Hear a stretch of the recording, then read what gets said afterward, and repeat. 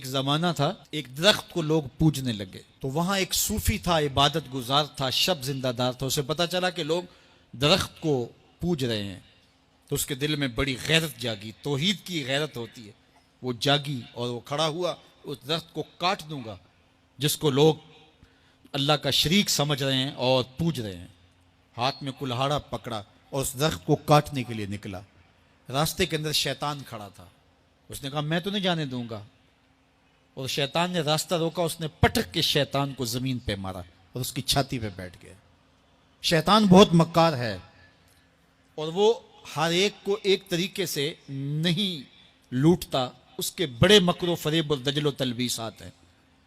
उसने दूसरा तरीका इख्तियार किया। उसने कहा जनाब आप इबादत गुजार हैं, तहज्जुद गुजार हैं, शब जिंदादार हैं, आप दरख्त को काटेंगे, लोग आपके मुखालिफ हो जाएंगे, फिर आपको उनके मुकाबले खड़ा होना पड़ेगा और सवेरे शाम लड़ाई ही लड़ाई, आपकी इबादतों के वक्त में खलल आएगा।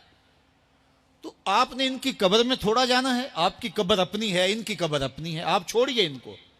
और साथ ही कहा कि जब आप मुसल्ला उठाया करेंगे तो नीचे से एक दिरहम मिल जाया करेगा आपको, तो आप उससे अपने खाने पीने का इंतज़ाम कर लिया करेंगे और आप फारिगुल बाल भी हो जाएंगे। इस तरह बातों में लगाया और वो ज़ाहद साहब वापस आ गए। नमाज पढ़ी, मुसल्ला उठाया, दिरहम मिला, बड़े खुश हुए और दलीलें तराशने लगे। वाकई मुझे क्या लगी, तुम्हें गैर से क्या, तुम अपनी नबेड़ो, तुम अपनी कब्र में जाना है, जाएं वो भाड़ में, मुझे क्या लगे, मुझे उनके बारे में क्या पूछा जाना है। नमाजें पढ़ता है, हर नमाज के बाद मुसल्ला उठाता है तो एक दिरहम मिलता है। काफ़ी दिन गुजर गया, दिल भी आहिस्ता आहिस्ता मुर्दा हो गया। एक दिन मुसल्ला उठाया तो कोई दिरहम नहीं निकला। फिर दोबारा कुल्हाड़ा उठाया, उठा, रास्ते में फिर शैतान खड़ा था। कहा किधर जा रहे हो? कहा दरख्त को काटने जा रहा हूं। शैतान ने कहा मैं तो नहीं जाने दूंगा। उसको तजुर्बा था कि मैं इसको पटक के जमीन पे मारा था, ये मेरे से ताकतवर तो है ही नहीं। उसने फिर गिरेबान से पकड़ लिया। शैतान ने पटक के जमीन पे मारा और छाती पे बैठ गया। वो जाहिद साहब परेशान हो गए, शैतान को कहने लगे कि ये कैसे हुआ, मेरा तो तजुर्बा माजी का ये था कि मैं ताकतवर हो, तुम कमजोर हो, लेकिन अब तुमने पटक के मुझे जमीन पे मारा। तो कहा साहिब उस दिन तुम अल्लाह की रिजा के लिए जा रहे थे, आज तुम दिरहम के लिए जा रहे हो।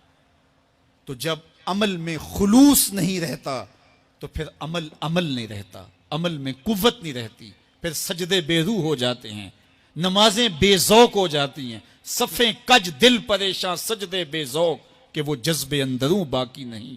नमाज रोजा हज ज़कात सब कुछ है बाकी, मगर तू बाकी नहीं। फिर सब कुछ चलता रहता है लेकिन रस्म होती है। ला यब का मिनल इस्लाम इल्ला इस्महु वला यब का मिनल कुरान इल्ला रस्महु। फिर कुरान पढ़ा जाता है, रस्म होता है, कुरान दिल को फिर नहीं बदलता, इसलिए कि रस्म अदा हो रही होती है। जब रस्म अदा हो रही हो तो फिर